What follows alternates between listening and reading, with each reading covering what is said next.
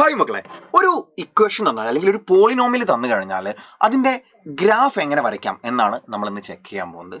ഒരു polynomial for example 3x+2 എന്ന polynomial, ഇതിൻ്റെ ഗ്രാഫ് വരയ്ക്കാൻ പറഞ്ഞാൽ നിങ്ങൾ എങ്ങനെ ഇതിൻ്റെ ഗ്രാഫ് വരയ്ക്കും?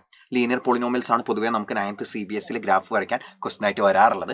സോ ഈ ഒരു പോളിനോമിയലിൻ്റെ ഗ്രാഫ് എങ്ങനെ വരയ്ക്കും? നിങ്ങൾ ആദ്യം എന്ത് ചെയ്യുക അറിയണം, ആ പോളിനോമിയൽ നിങ്ങൾ y= എന്ന് പറഞ്ഞിട്ട് എഴുതാം. ഓക്കെ, y= എന്താ പറയുക, ലീനിയർ പോളിനോമിയൽ എന്നുള്ള ഫോമിലേക്ക് എഴുതുക.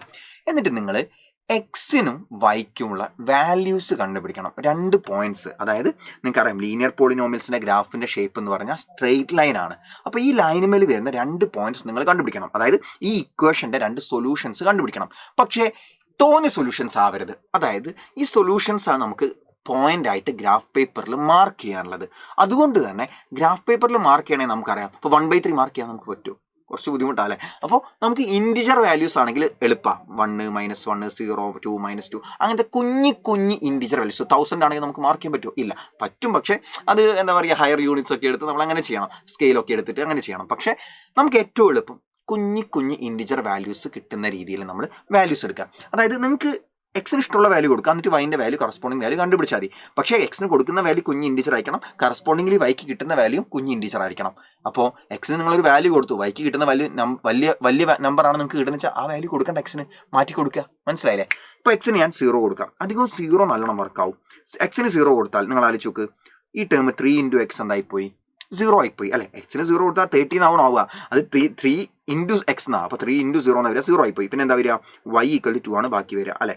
y=2. അപ്പോൾ എന്താ പോയിന്റ്? എന്താ അതിൽ നിന്ന് നമുക്ക് എന്ത് മനസ്സിലായി? പോയിന്റ് എന്താണെന്ന് മനസ്സിലായി. x0 y2 0,2 ആണ് ഒരു പോയിന്റ്. ഇനി അടുത്ത പോയിന്റ് നമുക്ക് നിങ്ങൾ വിചാരിക്കും y ക്ക് 0 കൊടുക്കുകയാണെങ്കിൽ, പക്ഷേ y ക്ക് 0 കൊടുത്താൽ 2 പുറം പോകും, -2, 3 പുറം പോയാൽ -2/3 എന്നാണ് കിട്ടുക എക്സിൻ്റെ വാല്യൂ. അത് -2/3 നമുക്ക് മാർക്ക് ചെയ്യാൻ പറ്റുമോ? ഇല്ല, ബുദ്ധിമുട്ടാണ്. അതുകൊണ്ട് തന്നെ അത് വേണ്ട. നമുക്ക് എക്സിന് 1 കൊടുക്കാം. എക്സിന് 1 കൊടുത്താൽ നിങ്ങൾ ആലോചിച്ച് നോക്ക്, എക്സിന് 1 കൊടുത്താൽ എന്താ സംഭവിക്കുക? y= നോക്ക് 3 × x ആ, x എന്താ 1 അല്ലേ? അപ്പോൾ 3 × 1 3, 3+2 എന്നാ വരിക. 3+2 എത്രയാ? 5 ആണ്. അപ്പോൾ പോയിന്റ് എന്താ? 1,5 അല്ലേ? ഈ 2 പോയിന്റ്സ് നിങ്ങൾ ഗ്രാഫ് പേപ്പറിൽ മാർക്ക് ചെയ്യുക. ഏതൊക്കെയാ? ഒന്ന് 0,2. ഗ്രാഫ് വരയ്ക്കാൻ നിങ്ങൾക്ക് അറിയാലോ അല്ലേ? ഓക്കെ, 0,2 എന്ന് പറഞ്ഞാൽ x0 y2 അല്ലേ? ആണ്. അപ്പോൾ y-axis 2 എന്ന പോയിന്റ്. ഇനി അടുത്തെന്താ? 1,5. 1,5 എന്ന് പറഞ്ഞാൽ x-ൽ 1 y-ൽ 5. 1,5 അല്ലേ? x-ൽ 1 y-ൽ 5 പിന്നെ 0,2. ഓക്കെ, ഈ 2 പോയിന്റ്സ് കണക്ട് ചെയ്തിട്ട് നിങ്ങൾ ലൈൻ വരയ്ക്കണം. ഈ 2 പോയിന്റ്സ് കണക്ട് ചെയ്തിട്ട് മക്കൾ ലൈൻ വരയ്ക്കണം.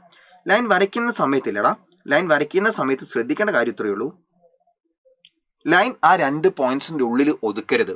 അത് ആ 2 പോയിന്റ്സ് നമ്മൾ കണ്ടുപിടിച്ച 2 പോയിന്റ്സ് എന്നേ ഉള്ളൂ. പക്ഷേ ആ ലൈൻ ആക്ച്വലി 2 സൈഡിലോട്ടേക്കും ഇൻഫൈനിറ്റസിമലി നീണ്ടുപോകും, ഇൻഫൈനിറ്റ് ആയിട്ട് നീണ്ടുപോകും. ഓക്കെ, ആ ലൈൻ 2 അറ്റത്തേക്ക് നിങ്ങൾ നീട്ടി വരയ്ക്കണം. ആ 2 പോയിന്റ്സിൻ്റെ ഉള്ളിൽ നിന്ന് പോകരുത്, ലൈൻ 2 അറ്റത്തേക്ക് നീട്ടി വരച്ചേക്കാം. ഓക്കെ, എന്നിട്ട് അവിടെ നിങ്ങൾ എഴുതി വെക്കുക. ആ ലൈൻ്റെ താഴെ എന്താ ഇക്വേഷൻ എന്താ? y= 3x+2. ആ ലൈൻ്റെ ഇവിടെ എങ്ങനെ? y= ഒരു സൈഡിൽ 3x+2 എന്ന് വൃത്തിക്ക് എഴുതി വെക്കുക. പിന്നെ x ആക്സിസ് ഒക്കെ മാർക്ക് ചെയ്യുമ്പോൾ x എഴുതിയിട്ട് ഇങ്ങോട്ട് ഒരു ഏരോ മാർക്ക് ഇടണം. y ആക്സിസ് ആണെങ്കിൽ y എന്ന് എഴുതിയിട്ട് ഇങ്ങോട്ട് ഒരു ഏരോ മാർക്ക് ഇടണം. അങ്ങനെ ബാക്കിയുള്ള ഗ്രാഫിൻ്റെ കാര്യങ്ങളൊക്കെ നിങ്ങൾ പ്രോപ്പറായിട്ട് വരച്ചിട്ടുണ്ടാവണം. ഓക്കെ, സോ ഇങ്ങനെയാണ് ഒരു ലീനിയർ പോളിനോമിയലിൻ്റെ ഗ്രാഫ് നമ്മൾ വരയ്ക്കുക. അപ്പോൾ ലീനിയർ പോളിനോമിയലിൻ്റെ ഗ്രാഫ് സ്ട്രെയിറ്റ് ലൈൻ ആണ്. ഇതിൽ ഓർമ്മിച്ച് വെക്കേണ്ട 1-2 പോയിന്റ്സ് എന്ന് പറഞ്ഞാൽ, നിങ്ങൾ ഈ ഇക്വേഷനിലെ അതിൽ നിങ്ങൾ 2 പോയിന്റ്സ് ആണ് ഇപ്പോൾ കണ്ടുപിടിച്ചത്. ഇങ്ങനെ ഒരു ലൈനുമേൽ നമുക്ക് ഒരു ഇക്വേഷനിൽ ഒരു ലീനിയർ പോളിനോമിയലിൻ്റെ സൊല്യൂഷനായിട്ട് നമുക്ക് ഇൻഫിനിറ്റ് പോയിന്റ്സ് കണ്ടുപിടിക്കാൻ പറ്റും, ഇൻഫിനിറ്റ് സൊല്യൂഷൻസ് കണ്ടുപിടിക്കാൻ പറ്റും. അതിൽ infinite points will be there. അതായത് ആ പോയിന്റ്സ് ഒക്കെ ഈ ലൈൻ മേലെ വരിക. അതായത് ഇതിൻ്റെ സൊല്യൂഷൻസ് ആയിട്ട് വരുന്ന x, y വാല്യൂസ്, ഇതിപ്പോൾ ഒന്നാണ്, ഇതിപ്പോൾ അടുത്തതാണ്, അങ്ങനെ വരുന്ന x, y വാല്യൂസ് എല്ലാം തന്നെ ഈ ലൈൻ്റെ മേലെ വരുന്ന പോയിന്റ്സ് ആയിരിക്കും. ആ ലൈൻ്റെ മേലെയാണ് വരിക, ആ പോയിന്റ്സ് ഒക്കെ ആ ലൈൻ്റെ മേലേക്കും വരിക. ഓക്കെ, ഇനി ഈ ലൈൻ്റെ മേലുള്ള ഏതെങ്കിലും ഒരു പോയിന്റ് എടുത്തിട്ട് നിങ്ങൾ ഈ ഇക്വേഷനിൽ എക്സും വൈയും കൊടുത്തു കഴിഞ്ഞാൽ അത് ശരിയാവും, കറക്റ്റ് ശരിയാവും. പക്ഷേ നിങ്ങളിപ്പോൾ ഇവിടെ നോക്കുകയാണെങ്കിൽ നിങ്ങളിപ്പോൾ ചിലപ്പം നിങ്ങൾ വിചാരിക്കും ഇത് 2,8 ആണെന്ന് വിചാരിക്കും. പക്ഷേ അത് 2,8 അല്ല, ആക്ച്വലി ചെറിയൊരു വ്യത്യാസമുണ്ട്. മനസ്സിലായോ? അപ്പോൾ 2,8 ഇതിൽ കൊടുത്താൽ കിട്ടണമെന്നില്ല. മനസ്സിലായില്ലേ? കാരണം എന്താ, അത് ആക്ച്വലി 2,8 അല്ലേ പോകുന്നത്. പക്ഷേ നമ്മൾ വരയ്ക്കുന്ന കാണുമ്പോൾ നമ്മൾ വിചാരിക്കും ആക്ച്വലി ഇതിലൂടെ പോകുന്നത് 2,8 കൂടെ പോകുന്നത്. പക്ഷേ ചെറിയൊരു വ്യത്യാസമുണ്ട്, മൈന്യൂട്ട് ആയിട്ടുള്ള വ്യത്യാസമുണ്ട്. അപ്പോൾ കറക്റ്റ് ആണെങ്കിൽ മാത്രമേ നിങ്ങൾ ആ പോയിന്റ് എടുത്തിട്ട് ഇവിടെ എക്സും വൈയും കൊടുത്തു ഈ ഇക്വേഷനിൽ എക്സിനും വൈക്കും പകരം കൊടുത്തു കഴിഞ്ഞാൽ ശരിയാവുള്ളൂ കേട്ടോ. അപ്പോൾ അത്രയേ ഉള്ളൂ. ഇത്രയും സിമ്പിളാണ് ഗ്രാഫ് വരയ്ക്കാനും ഗ്രാഫിൻ്റെ പ്രോപ്പർട്ടീസ് പഠിക്കാനും എന്ന് പറയുന്നത്. കൃത്യമായിട്ട് പഠിച്ചോളാം.